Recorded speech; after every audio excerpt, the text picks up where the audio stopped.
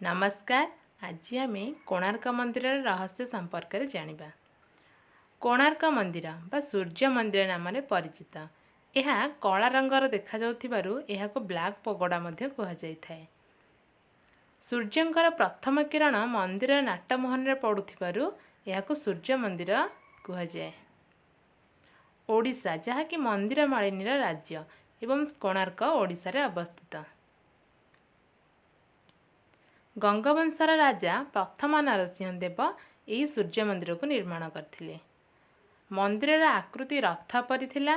रथरे जो भली अर थाए से भली कोणार्क मंदिर रे मध्य 24टी अर थिला, जहाँकि चलंती रथ सदृश देखा जाउथिला। जेतेबेले पर्तुगाल माने ओडिशा आक्रमण करथिले, ओडिशा रे थिबा विभिन्न मंदिर को ध्वंसावशेष कर देथिले। ताहा सहित मध्य कोणार्क मंदिर को मध्य कला पहाड़ बा सुलेमान खां ताहार मुख्य देउल को ध्वंस कर देथिले, जहाँकि मंदिर भग्न अवस्था एबे रही अछि।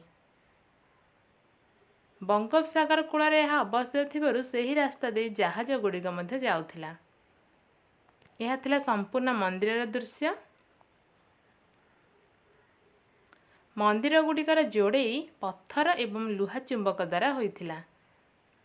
मंदिर अग्रभाग में एही भली गोटिए चुंबकटिए लागिथिला।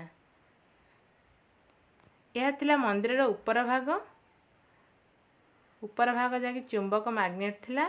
यह जगमोहन एवं यह नाट मंदिर, एटा भोग मंदिर। मंदिरटीर मुख्य देउलटी ध्वंस हेबा परर दृश्य।